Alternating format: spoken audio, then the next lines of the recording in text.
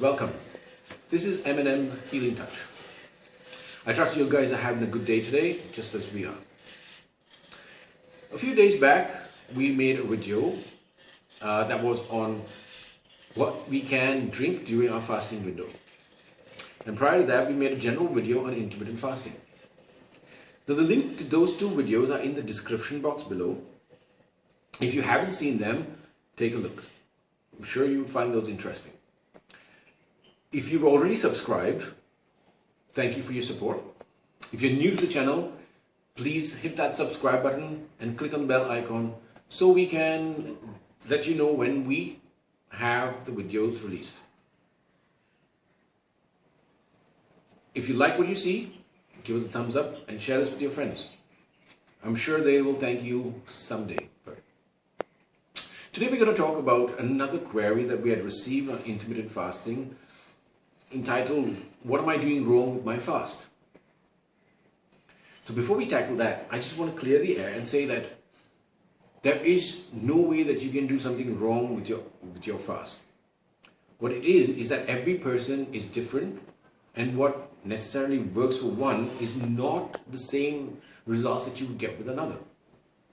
Seeing that we're all unique in our responses to stimuli, there are bound to be differences. There are many challenges, and the way that you can actually reap the benefit of your fast is by tweaking certain aspects to overcome those challenges. So we're going to give you a list of challenges and our suggestions on how you can tweak them to get maximum benefit. First is starting too strong. Now, it's okay to have a go for it attitude in life in general. But if you're new to fasting and have never fasted before, starting a 24-hour fast is going to be problematic for your system because you will not be able to keep up.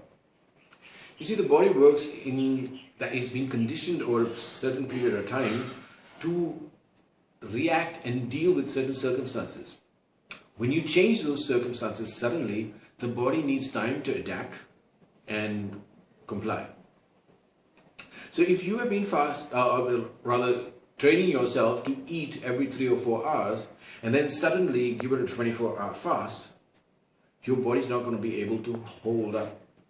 And then you will find it difficult because the hunger pangs will get so bad that you will want to quit. Now, in order to overcome that, what we suggest is start your fast with a small duration of time and increase subsequently ever so slightly till you get to the point where you are comfortable doing your long extended fast periods. Challenge number 2, overeating. This is a big challenge for a lot of people. I know it was for me, and on certain days it still is. There are those days when, the hunger just gets to you and there's no way that you can actually control it, and the body just takes over the mind, and then you just let go when that fast break happens. I know this is the last fast that I did. My friend, she made these super awesome veggie burgers that were mind-blowingly out of this world. I couldn't help myself. I just went at it, and the next thing you know, I'm overeating. But it's not just overeating that is the problem. It's eating consistently in that eating window, which then accumulates and becomes an excess. So what we suggest is to limit your consumption to just your meals in the window of eating and avoid that junk, especially if it's sugary. Now, I don't have a problem with giving a good go when there's a really nice meal, but every once in a while, to make that a habit will set a bad pattern to your body, and which will then be counterproductive to your entire fast. Now, they say it takes about 20 minutes for the brain to realize that the stomach is full. So we can use that to our advantage in the sense that when you break your fast, start with a fruit juice or a smoothie, wait a little while, have a slight snack, wait a little while, and then tackle that lovely meal that you've got waiting for you. And that way, by the time you've done, your brains already know that your stomach's full, and then you can avoid the overeating. Challenge number 3 is not eating enough. I know it seems funny that overeating is a problem and not eating enough is a problem, but it is. Now, if your aim is weight loss and you have a time frame that by which you need to get to a certain weight for a special occasion, say, what generally happens is you try too hard and you end up not having enough of calories in that eating window, which then is counterproductive because your body then reduces your basal metabolic rate and stops burning fat as efficiently as it would otherwise. So the idea is eat healthy, eat slowly, and listen to your body. Challenge number 4 is eating junk. Now, intermittent fasting does not really concerns with what you eat, it's more concerned with when you eat. So as such, we're not looking at quality and quantity of food, but that does not mean that you can eat sugar and carbohydrates during your eating window, because that will just be counterintuitive in the sense like whatever you eat in your window of eating will replenish all fat that you lost in your fasting window. Now, intermittent fasting was based upon our prehistoric or ancestors that were actually hunter-gatherers that needed to go out and find and kill their meal. Now, whenever they did not succeed, they came back and they had to not eat rather.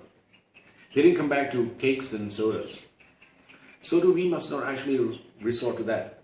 So we suggest vegetables, fruit, lean protein, low carbohydrates, good fats. Just stay away from sugar and a lot of carbs, because that will just like ruin your fasting goals. Challenge number 5 is not drinking water. When we fast, the body goes into autophagy, where it is actually using up damaged cells or dying cells and then using them to create new cells.